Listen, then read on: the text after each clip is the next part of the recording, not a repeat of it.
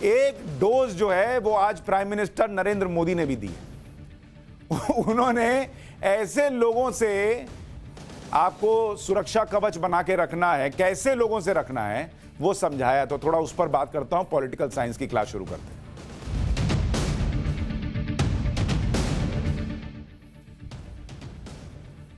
आपको याद होगा कि हमने कुछ दिन पहले आपको कंडीशंस अप्लाई वाली पॉलिटिक्स के बारे में बताया था, जिसमें हमने आपको बताया था कि राजनीति के चश्मे से घटनाओं को कैसे देखा जाता है और यह तय किया जाता है कि घटना कहां हुई है और इसके हिसाब से कहां बोलना है और कहां चुप रहना है, यह तय किया जाता है। आज प्रधानमंत्री नरेंद्र मोदी ने इसी कंडीशंस अप्लाई वाली पॉलिटिक्स का जिक्र किया। आज प्रधानमंत्री ने राजनीति के इसी चश्मे की बात की। पीएम ने इसी सेलेक्टिव अप्रोच का जिक्र किया। सेलेक्टिव अप्रोच से ही मानव अधिकारों का सबसे बड़ा हनन कैसे हो रहा है, आज ये पीएम ने बताया। और क्या कहा पहले सुनिए, फिर आगे की बात करता हूं। मानव अधिकारों से जुड़ा एक और पक्ष है जिसकी चर्चा मैं आज करना चाहता हूं। हाल के वर्षों में मानव अधिकार की व्याख्या कुछ लोग अपने अपने तरीके से अपने अपने हितों को देखकर करने लगे हैं। एक ही प्रकार की किसी घटना में कुछ लोगों को मानव अधिकार का हनन दिखता है और वैसी ही किसी दूसरी घटना में इन्हीं लोगों को मानव अधिकार का हनन नहीं दिखता।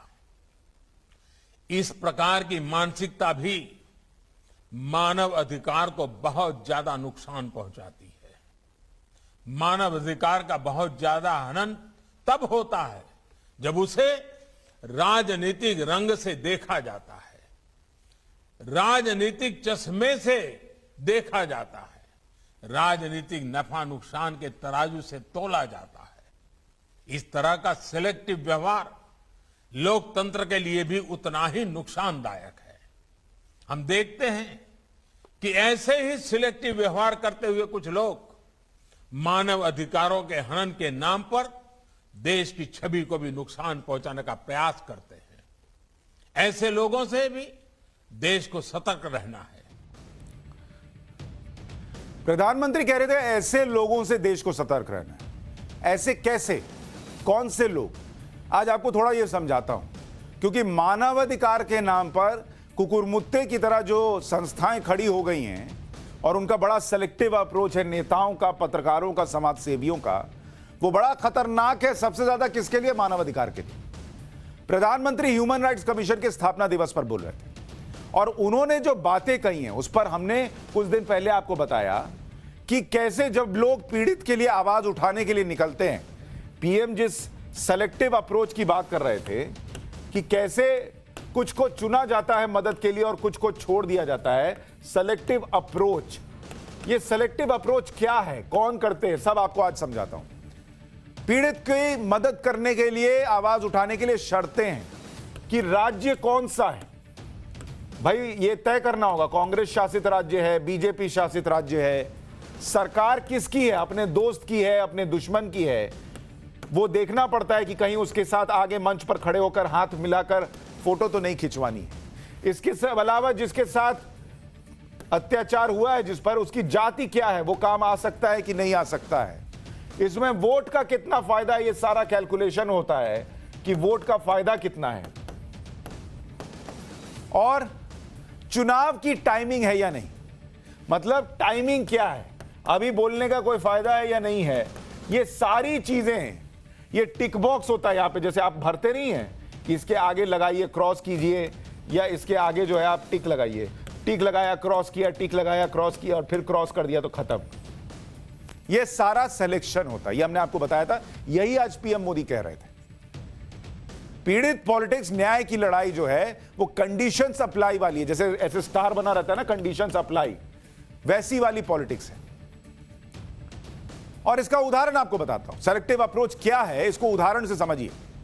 और इसका उदाहरण क्या है, पहली घटना आपको बताता हूं। राजस्थान में, यह राजस्थान की घटना है, दलित युवक की लिंचिंग कर दी गई। दलित युवक की लिंचिंग हुई। आपको इसके बारे में कुछ नहीं बताया जाएगा, इसकी तस्वीर चल रही है आपको बगल में। यह राजस्थान की घटना है, वो जो टिक मार्क वाला था उसमें सेट नहीं बैठता है, तो क्या करेंगे? चुप रहो। नेता भी चुप, पत्रकार भी चुप, समाज सेवी भी चुप, दलित चिंतक भी चुप, सब चुप। क्योंकि दलित कहां पर पीटा जा रहा है? राजस्थान में पीटा जा रहा है। उस दलित की आवाज का कोई मतलब नहीं। दूसरी घटना यह भी राजस्थान की है।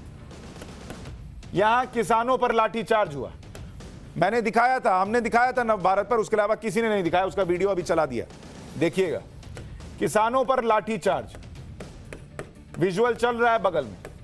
उस तस्वीर को देखिए और सोचिए कि किसानों को दौड़ा दौड़ा कर पीटने वालों पर आवाज उठाने के लिए दौड़ दौड़ कर लोग वहां गए होंगे कि नहीं गए होंगे? कोई नहीं गया। कांग्रेस तो नहीं जाएगी, उनकी अपनी खुद की सरकार है, वो क्यों जाएंगे? लेकिन ना केजरीवाल गए, ना ममता बनर्जी गई, ना शरद पवार गए, ना सिद्धू साहब गए, ना कोई और गया। क्यों? क्योंकि वो राजस्थान का मामला था, सेलेक्टिव। और इस पर मुख्यमंत्री भी अपना ज्ञान दे रहे हैं, वो भी आपको आगे बताऊंगा। लेकिन यहां भी स्थिति क्या है? चुप। जो लोग लखीमपुर में किसानों की आवाज बनने की बात करते हैं, उनको राजस्थान में किसान नहीं दिखता। इसके अलावा तीसरी घटना, छत्तीसगढ़। इसकी तस्वीर चलाइए जरा, छत्तीसगढ़ की घटना।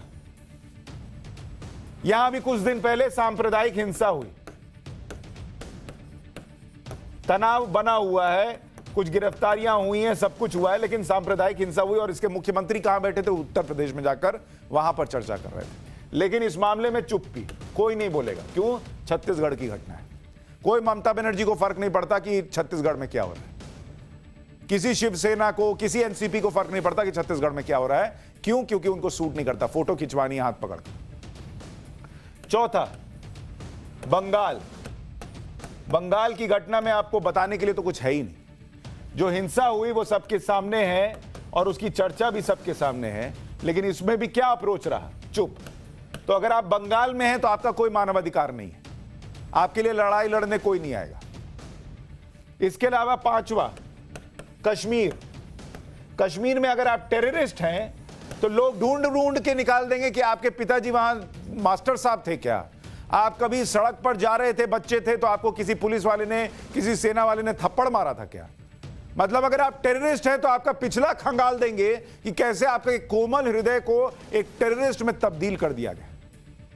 लेकिन वहां हिंदू और सिखों की टारगेट किलिंग हो जाए तो महबूबा मुफ्ती आकर कहती हैं कि गोली, जो इनको गोली लगी उस पर हंगामा है तो ठीक है, लेकिन जो दूसरे आतंकियों को गोली लगती है उस पर भी हंगामा होना चाहिए। और उस पर कोई कुछ नहीं बोलता, कोई इनसे कश्मीर में मिलने नहीं जाता डेलीगेशन लेकर, सब चुप। क्योंकि वहां मानवाधिकार नहीं है, क्योंकि मरने वाले जो हैं वो सूट नहीं करते उस टिक वाले मार्ग पर। यही मानवाधिकारों पर सेलेक्टिव अप्रोच है। कुछ लोग दुनिया में भारत का नाम खराब करने की कोशिश करते हैं, अपने यहां नहीं है, दुनिया में। ऐसे लोग देश के खिलाफ दुष्प्रचार करने वालों का हथियार बनते हैं। और इसमें अप्रोच, तरीका क्या होता है उसको समझिए कि कैसे भारत का नाम खराब किया जाता है, इसको समझिए। अखबार और मैगजीन, दुनिया की बड़ी बड़ी अखबार और मैगजीन को चुना जाता है जहां पर इस तरीके के आर्टिकल छपवाए जाते हैं। इसके अलावा सोशल मीडिया, वो सोशल मीडिया वाला टूल किट जो लीक हुआ था, वो आपको याद ही होगा कि इसके जरिए कैसे प्रोपेगेंडा फैलता है। विदेश में anti India programme, anti India programme करो विदेश में और वहां बताओ कि भारत में सब गलत चल रहा है। यह इनके प्रोपेगेंडा का हिस्सा होता है। पीएम विदेश में हो तो प्रदर्शन करो। अभी मैं गया था ना, मैंने आपको बताया था ना कि भारत माता को लेकर ऐसी गंदी बातें ये लोग प्रदर्शन के दौरान बोल रहे थे कि मैं आपको बोल के बता नहीं सकता। बस ये समझिए कि नारा था कि गली गली में शोर है भारत माता, और ये माइक पर चिल्ला रहे थे ये लोग। तो पीएम विदेश में हो तो प्रदर्शन करो, ये इनका प्रोपेगेंडा होता है। सरकार का विरोध करते करते देश का विरोध कब करने लग जाते हैं इनको पता ही नहीं चलता। और इसका कैटेगरी बनाते हैं, इसमें क्या क्या इनको भारत के खिलाफ करना है उसकी कैटेगरी क्या बनाते हैं वो समझिए। किन किन चीजों को लेकर हंगामा और प्रदर्शन होता है उसकी कैटेगरी देख लीजिए। पहला, कि मुसलमानों पर अत्याचार हो रहा है भारत के अंदर। अभी आपने देखा होगा कि यह भी कह दिया गया कि शाहरुख खान का लड़का जो है वो जेल में इसलिए है क्योंकि शाहरुख खान मुसलमान है। अब कहने को इसके अलावा तो कुछ बचा ही नहीं। शाहरुख खान मुसलमान होकर इस देश में इतने बड़े स्टार कैसे हैं, सलमान खान इतने बड़े स्टार कैसे हैं, आमिर खान कैसे हैं, इस पर कोई चर्चा नहीं हुई। इसी देश में सुपरस्टार है ना भाई।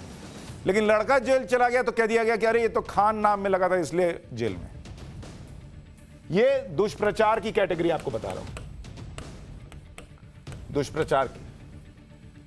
उसके बाद कश्मीर में अत्याचार ये लेकर आते हैं। ये तो इनका पुराना है कि कश्मीर में अत्याचार हो रहा है, मुसलमानों के ऊपर अत्याचार हो रहा है। चीन में उइगर मुसलमानों के साथ क्या हो रहा है ये इनको बोलते नहीं बनता।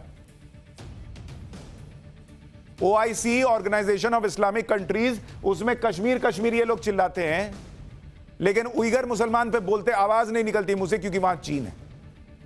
उसके बाद तीसरा प्रोपेगेंडा क्या होता है, भारत हिंदू राष्ट्र है, हिंदू राष्ट्र बनने जा रहा है और हिंदूवादी सरकार है, यह प्रोपेगेंडा फैलाया जाता है। उसके बाद नया प्रोपेगेंडा क्या लेकर आए, किसानों पर अत्याचार होता है। राकेश टिकैत जो है वो UN में चिट्ठी लिखते हैं कि भारत में किसानों पर अत्याचार हो रहा है। राकेश टिकैत जाओ ना राजस्थान, क्यों नहीं जाते हो, बोलो वहां जाकर।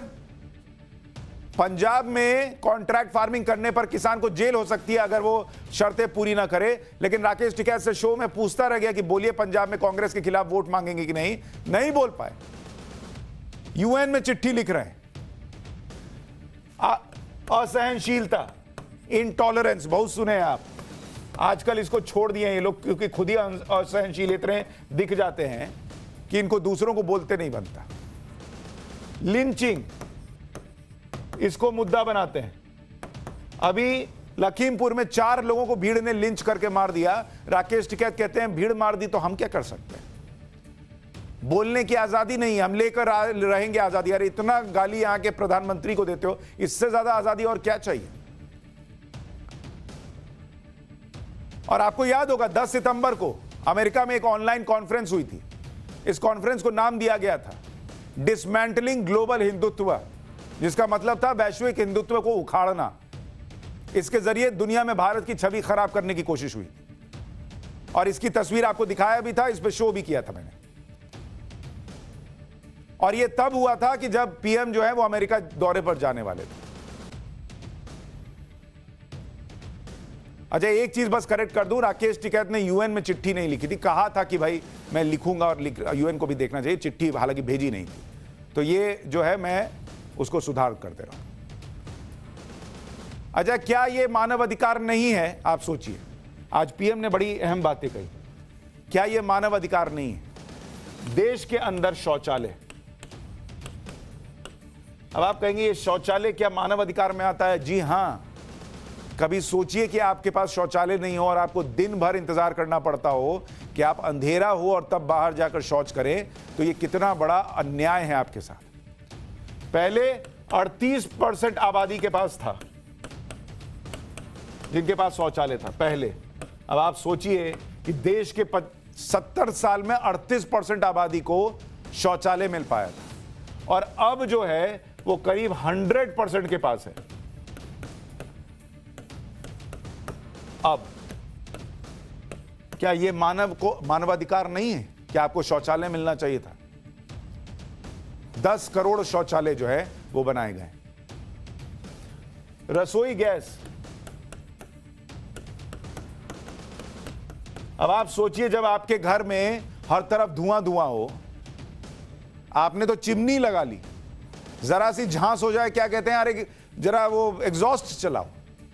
और कुछ लोग फूंक फूंक कर खाना बनाते थे, पूरा फेफड़ा जलाते थे, उनको रसोई गैस नहीं मिली हुई थी। पहले 13 करोड़ लोगों के पास थी गैस का कनेक्शन पहले, और अब कितने लोगों के पास है, डबल से ज्यादा, करीब 29.11 करोड़, यानी 29 करोड़ से ज्यादा लोगों के पास अब गैस है। क्या यह मानवाधिकार नहीं, और इसमें कोई हिंदू मुसलमान सिख ईसाई नहीं हो रहा है। गरीबों के बैंक अकाउंट, जनधन, आप कहेंगे ये कैसा मानवाधिकार है। ये उनसे पूछिए जिनको अब किसी को पैसा नहीं देना पड़ता कि जरा अपने अकाउंट में कुछ पैसा मंगा लो, मेरा पैसा है उसको रख लेना, लेकिन उसमें से काट के मुझे दे देना। 40 करोड़ से ज्यादा लोगों को यह मानवाधिकार दिया गया है। क्या यह मानवाधिकार इस देश में नहीं मिलना चाहिए? गरीबों के घर, 1.5 करोड़ घर जो हैं गरीबों के लिए, गरीबों को राशन, कोरोना काल में 80 करोड़ लोगों को, 80 करोड़ को राशन दिया गया। क्या यह मानवाधिकार नहीं है? और आप प्रोपेगेंडा दुनिया में जाकर फैलाते हैं कि हिंदू राष्ट्र बनाया जा रहा है, किसानों को रौंदा जा रहा है। एमएसपी पर रिकॉर्ड खरीद हो रही है, रिकॉर्ड खरीद, लेकिन एक हिस्से में किसानों को बरगलाया जाता है। अरे नए कानून तुम्हारी जमीन हड़प लेंगे। कहां लिखा है जमीन हड़प लेंगे? ये नहीं बताते, इस पे कोई चर्चा नहीं है। हड़प लेंगे बस, इसलिए प्रदर्शन 10 महीने से चल रहा है। और मानवाधिकार की बात करते हैं आप। इस देश में मानवाधिकार का मतलब एक धर्म विशेष के लिए बनाया गया था। अल्पसंख्यक के लिए जो बजट है, अल्पसंख्यकों का बजट, उसको भी देखिए आप। 2013-14 में यह बजट कितना था? यह था 3,511 करोड़।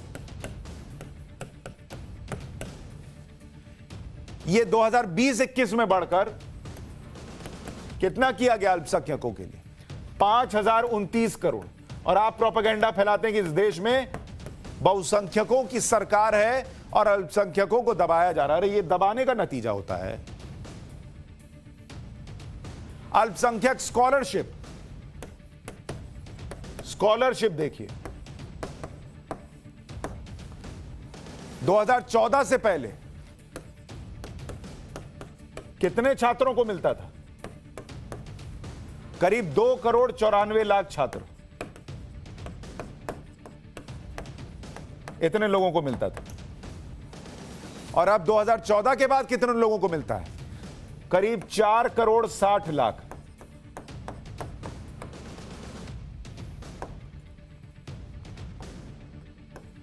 ये 2014 के बाद इतने लोगों को मिलता है। यह मानवाधिकार नहीं है। राजस्थान में लिंचिंग की घटना पर राहुल और प्रियंका नहीं जाते। इस पर जब राजस्थान के सीएम गहलोत से पूछा गया तो जवाब क्या दिए, जरा सुनिए। पहली बार मैं नेताओं को देख रहा हूँ जो मुख्यमंत्री के उम्मीदवार बड़े बैठे हैं, वो ऐसी बेवकूफ़ी की बातें कर रहे हैं कि राजस्थान में प्रियंका गांधी जी और राहुल गांधी जी क्यों नहीं आते? अरे वो तो उनकी सरकार है वहाँ पर, तो वो वहाँ जाएंगे जो विपक्ष की या सत्तावादी सरकारें हैं। हमारे यहाँ आना चाहिए, प्रधानमंत्री जी को आना चाहिए, गृह मंत्री जी को आना चाहिए, जेपी नड्डा जी को आना चाहिए। देखिए जाके हनुमानगढ़ में क्या होगा, किस प्रकार क्यों घटना हुई, क्यों लिंचिंग हुई। हम तो उसकी निंदा करते हैं। हमने अविलंब कार्रवाई करी, उन सबको पकड़ लिया, फिर भी टीम भेज रहे हैं। ऐसे मूर्ख लोग बन गए इनके पदाधिकारी, जिनको इतना ही नहीं सेंस है कि किस तरह की घटना में क्या किया जाता है। एक आदमी उनके घर गया नहीं, पहले जो आदमी मारा गया उनके घर से कोई नहीं गया। जाके जब बैठते जाके मालूम पड़ता उनको, खाली यहाँ बैठे बैठे अखबारी करते रहते हैं और तो और सोशल मीडिया में कमेंट करते रहते हैं। आज 3 विधायकों को भेजा है बीजेपी ने पीले पंगा, मदन दिलावर। ये तो मूर्खता है। जब मरा कोई व्यक्ति उसी दिन भेज देते, हकीकत मालूम पड़ जाती तो डेलीगेशन भेजने की जरूरत नहीं पड़ती। 5 अरेस्ट भी हो गए। ये तो मूर्खता है उनकी। अशोक गहलोत जो कह रहे हैं, राजस्थान के मुख्यमंत्री, उन्होंने सारी बात को स्पष्ट कर दिया कि कैसे पीएम जो सेलेक्टिव अप्रोच की बात कर रहे थे वो बिल्कुल बुनियादी समस्या, ये अशोक गहलोत ने साबित कर दिया जब वो ये कहते हैं कि प्रियंका और राहुल राजस्थान में क्यों आएंगे, ये तो कांग्रेस की सरकार है, यहां बीजेपी को आना चाहिए जो विपक्ष में। यही तो समस्या है अशोक गहलोत साहब कि आपने नागरिकों के दर्द को विपक्ष और सत्ता पक्ष के बीच में बांट दिया। जहां हम विपक्ष में हैं वहां हम चिल्लाते हुए जाएंगे और कहेंगे कि अरे भाई अन्य अत्याचार हो गया, और जहां तुम विपक्ष में हो तुम चिल्लाते हुए जाओ। सत्ता पक्ष का कोई दायित्व नहीं। और राहुल और प्रियंका उनके घर जाकर यह भी नहीं पूछ सकते कि ठीक ठीक बताओ तुमको मदद मिली या नहीं मिली है तो मैं दिलवाऊंगा या दिलवाऊंगी।